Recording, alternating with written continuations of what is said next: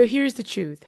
Mentorship will not change your life unless you know how to leverage that relationship well. For some people, they think mentorship is about having a powerful, well-connected name on speed dial, when in actuality, mentorship is about showing up, asking better questions, and being ready to walk through that door when it finally opens for you. Today on the show, I'm going to break down for you how to truly leverage your mentor so you're ready for success. This is Success in Doses.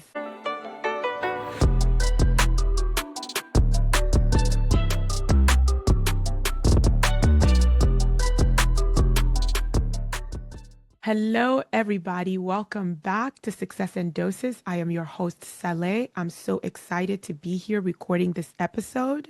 This is episode 15 of Success in Doses. I can't tell you how proud I am to have made it this far, and I cannot tell you how grateful I am to be here and have you still joining me for a listen at the top of your week on a Monday morning, because it tells me that I am meeting my goal of making this the first thing that you give your energy to as your week begins. As always, I am asking for your support and your continued support and helping me spread the word about the show and making as many people aware of what you're learning here and how you're applying it and how helpful it is. You guys have been phenomenal in telling me in the emails and the DMs, even text messages from some of you, letting me know that the show is striking the perfect chord for where you are professionally. And I'd like that experience to be higher and reach further by helping more people discover the show.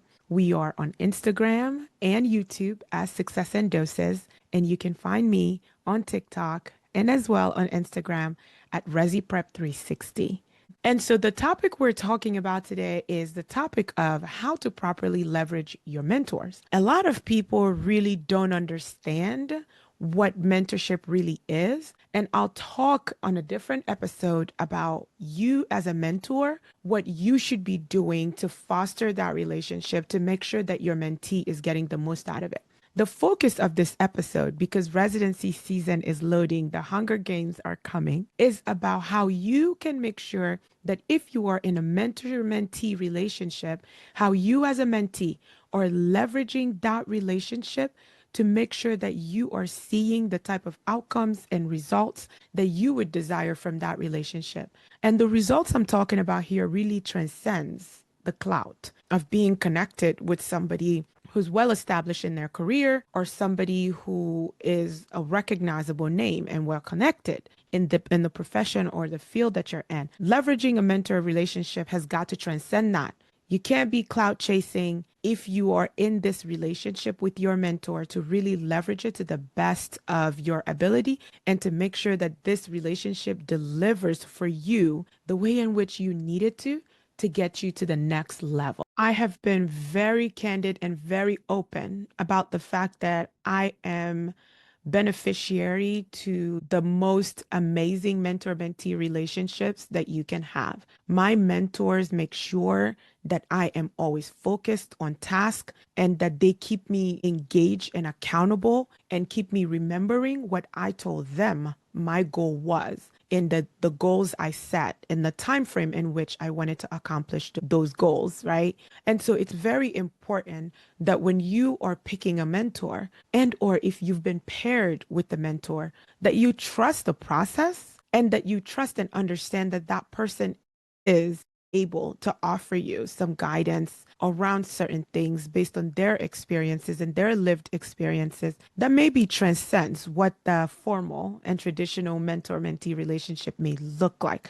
So it may not always look like the way you expect it to, but the key here is to make sure that you stay engaged, that you show up ready, and that you stay ready, because getting ready for opportunities is a real thing. Because if you are not actively putting in the time and energy necessary to recognize when opportunity strikes, that is how you are going to miss it.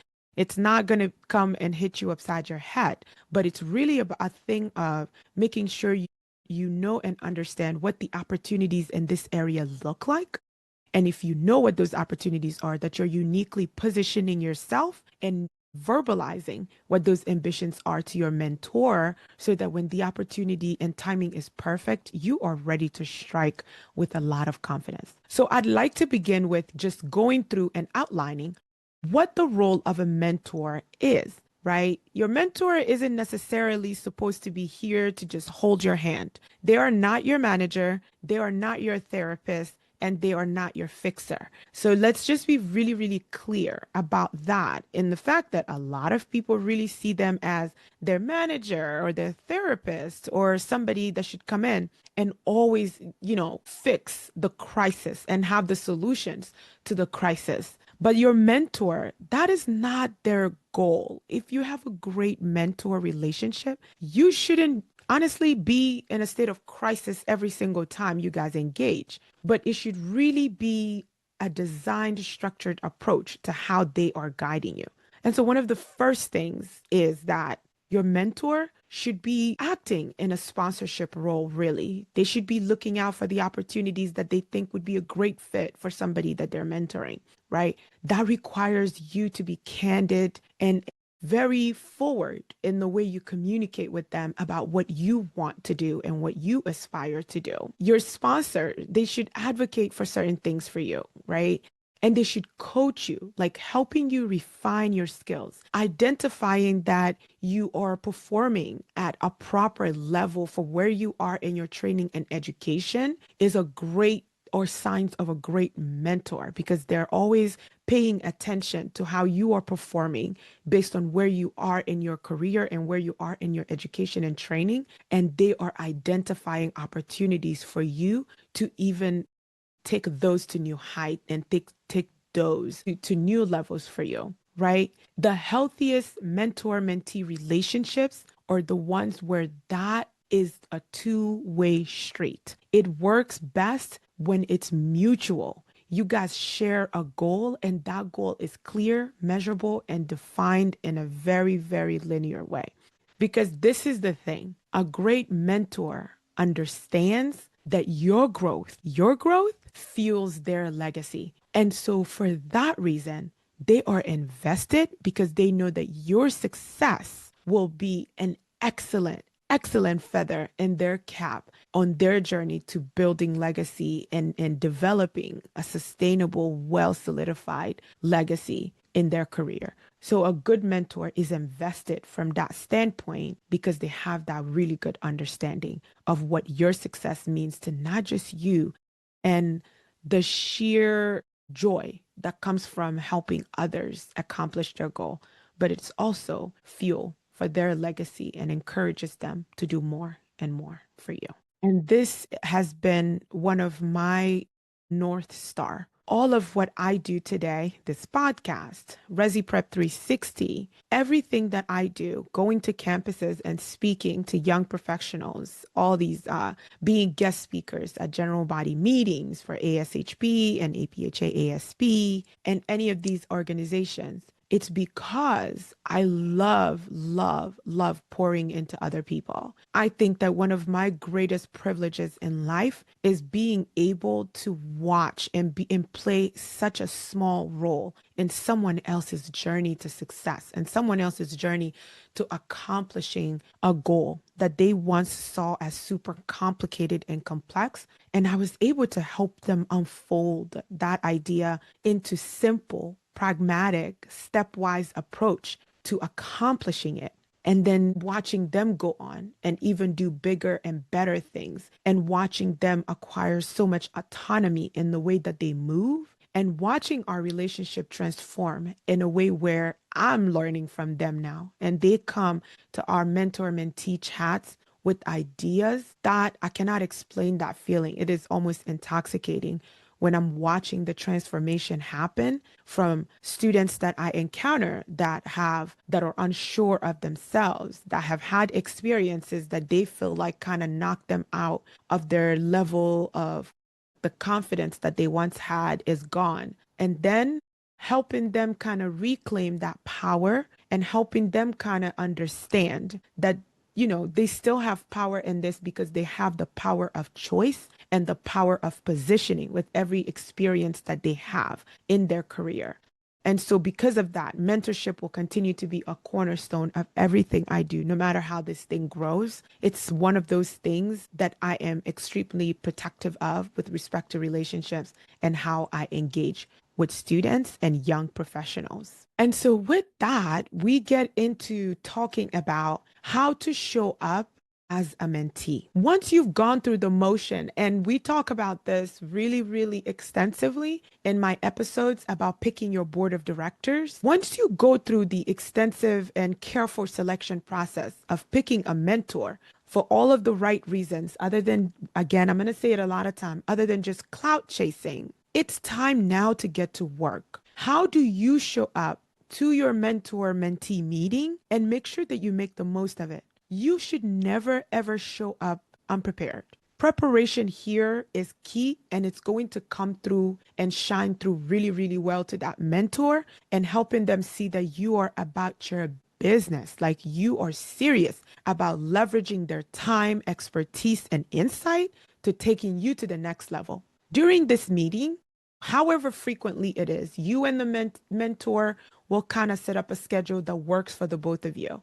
You should show up with 2 to 3 thoughtful questions. And these questions and their answers to these questions should offer you some insight into not just who they are, but the way that they think and the way that they problem solve around different things. But having these 2 to 3 questions, make sure that this doesn't feel like class, that this meeting with your mentor doesn't feel like you show up and they're just here to give, give, give, give, give. You brought nothing to the conversation.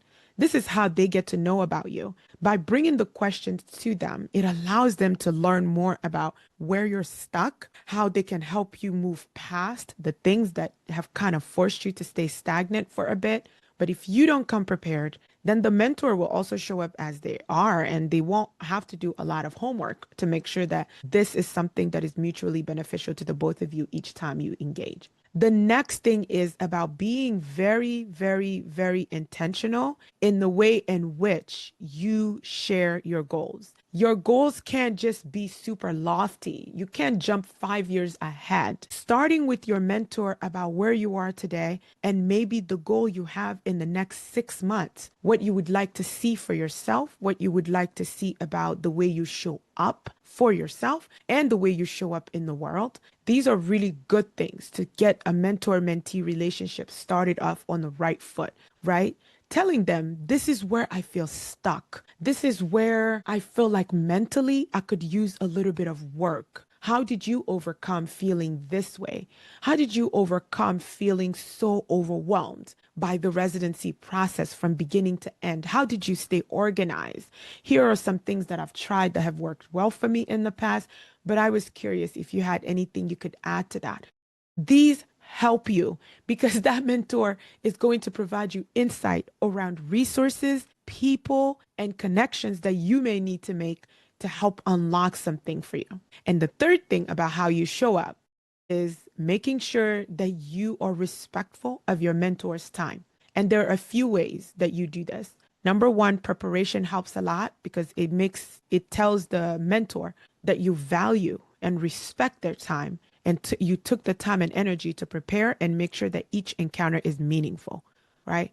But the other side of making sure that you respect their time is not randomly jumping on their schedule, scheduling a time, and then canceling last minute or being a no call, no show on your scheduled meeting with your mentor. This is going to not just be frustrating for them because why did you decide to ask me to be your mentor or sign up for this mentorship program if you were not ready to put in the time and energy and work necessary to succeed in this area?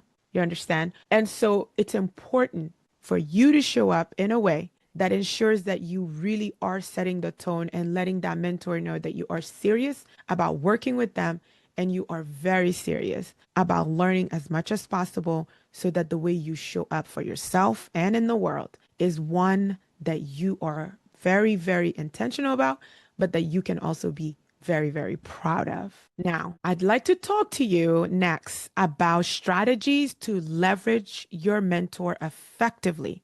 One of the biggest missed opportunities in a mentor-mentee relationship is understanding that your mentor can help clarify your goal. They can help you understand exactly what you are trying to pinpoint as far as goals are concerned and how you can gain this clear focus on what the actual goal is. You may come to a mentor feeling like you are all over the place with the goals and you can't even clearly articulate how each of the goals are connected. An effective mentor helps you understand on a global level what your goals are in a very clear way, but also how to outline those so that they are working side by side and in concert to help you accomplish the overall goal, right? So coming to them with questions like, am aiming for XYZ role in the next 2 years. What gaps do you see for me in that?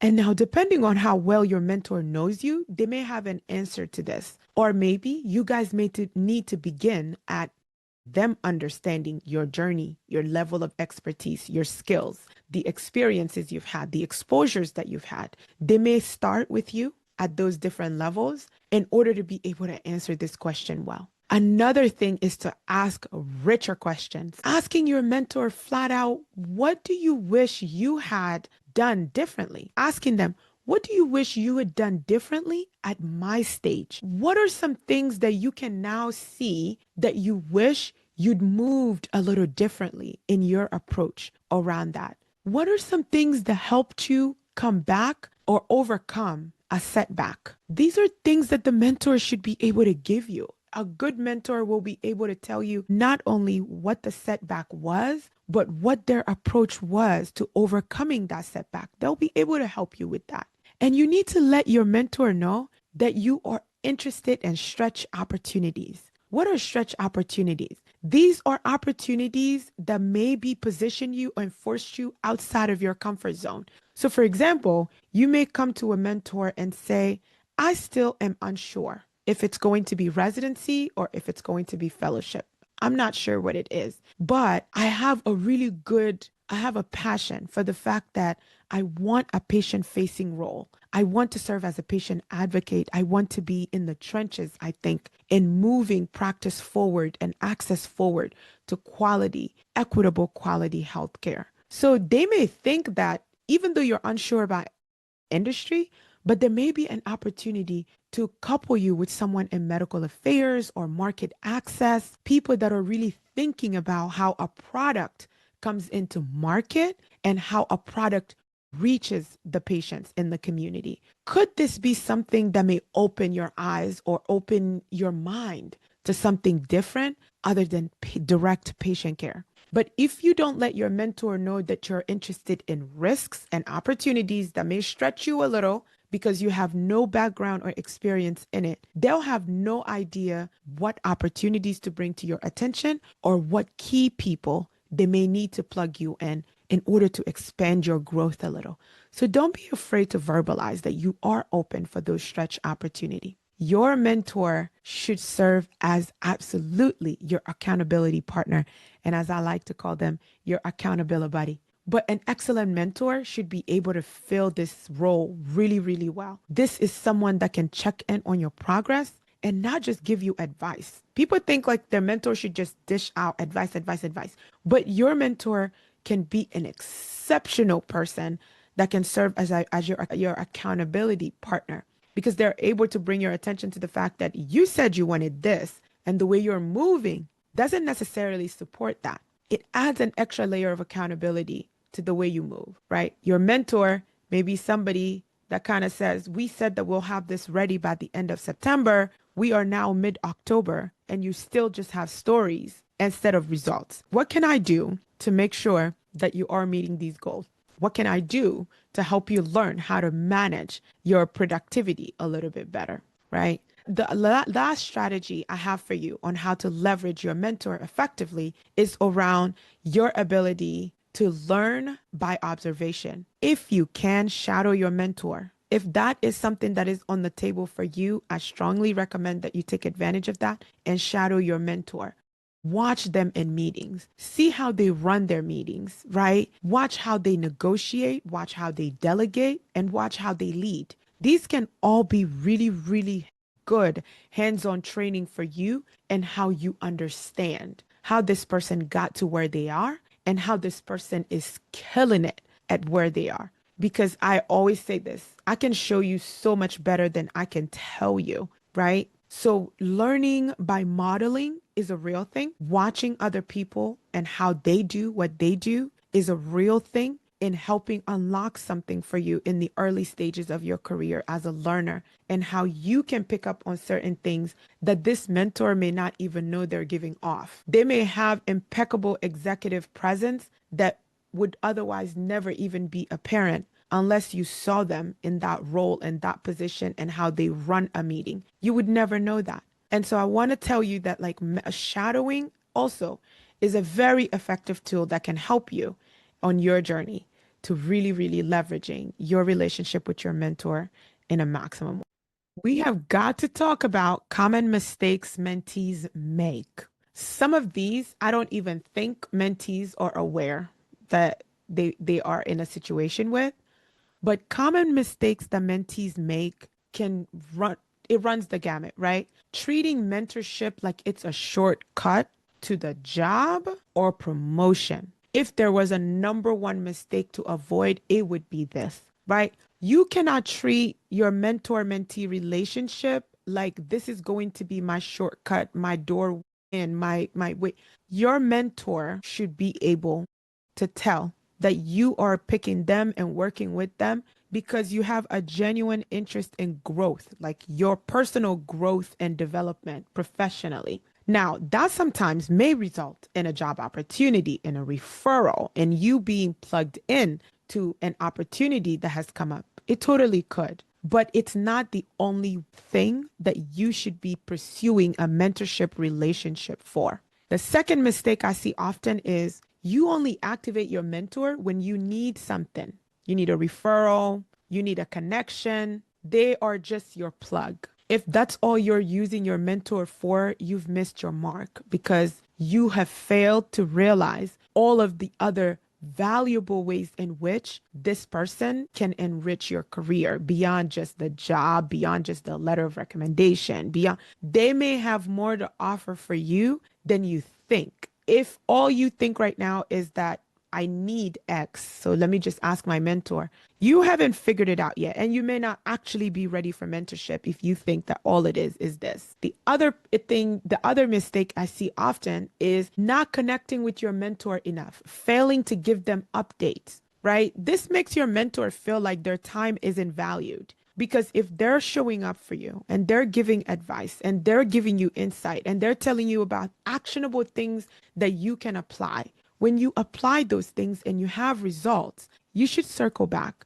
If you try to apply those things and you were not successful, you should circle back. These are all data points for your mentor and helping them figure out what other unique ways are there. Are there other opportunities for them to step in and help you in a different way? But if you never circle back to them, then you're missing your mark and really leveraging that relationship for all that it may be able to do for you. One of the last mistakes I see, this often you would think it's not really students, but these are usually young professionals, people transitioning out of residency. They tend to overload their mentor with every issue, every single issue that comes up for them. It's a mentor conversation and it's a mentor focus point, right? You want to use your mentor for key focus points of growth areas and not for your day-to-day issues that you are encountering. When day-to-day issues, however, start to encounter with your productivity and your ability to reach for more and your stretch opportunities, absolutely escalate them to the conversation with the mentor. But really, you want your mentor engaged with you at a higher level for what are your overarching themes, what are your overarching big goals that they can come in and contribute and add more value to and help you enhance this skill and put you in connection with this training program, make you aware that this opportunity exists for training and for you to stretch. a conference that you may go to and what things you should attend at that conference to make that conference really meaningful for you and your experiences. But if your day to day kind of takes over your mentor mentee relationship, it becomes really, really hard for the mentor to even be inspired to put more on you because it sends the vibes that you are challenged with and having issues with managing just the day to day. And they may not put more on you and they may just sit there and be a soundboard more than just your strategic partner and helping you grow and develop your career, right? And so expanding the relationship with your mentor is one of the most beneficial things about this relationship, right? As you grow, as you shift, things change between you and your mentor. It starts to become more of a collegiate. They become more of a partner in crime in the design of your career. This is my favorite part of having mentors. When my mentees become folks that I also find myself now going to as a soundboard, going to and thinking through and talking about all of the different things that we can do together or the things that I'm facing as challenges that I know that they're uniquely positioned to give me some insight about. This is a place you get to, but at some point, the relationship with your mentor start to become more of a partnership where you guys are sharing wins back and forth. And it's not just this one-way street where they just give, give, give, and you don't give anything in return. And so for this episode, my three stat doses for you on how you can make sure you are leveraging mentorship to be not just passive, but active in the way in which you build, develop, and later transition in this relationship to more of a collegiate and more of a partnership with your mentor or the following. At dose number one, definitely without a question, is you need to build a personal board of directors. Again, the episode on how to do this is already out. Please go give it a lesson. Please go give it a listen today. Building a board of directors is about making sure that no single person is serving all 10 million roles that you need to succeed. Is giving everybody on your team exclusive targeted roles and goals for how these people all work collectively to help you show up intentionally with purpose and making sure that you are being successful in all of your endeavors. So the stat dose number one today is really making sure that you are curating a board of directors that you can activate and everybody on that team is working in a really, really great way to help you meet your goals, right? That's stat dose number one. Stat dose number two is when to transition. Mentorship relationship, they are seasonal. There are people that I have mentored literally just for securing the residency component of their career. Once they secure a residency and they become a resident, the relationship changes a little bit.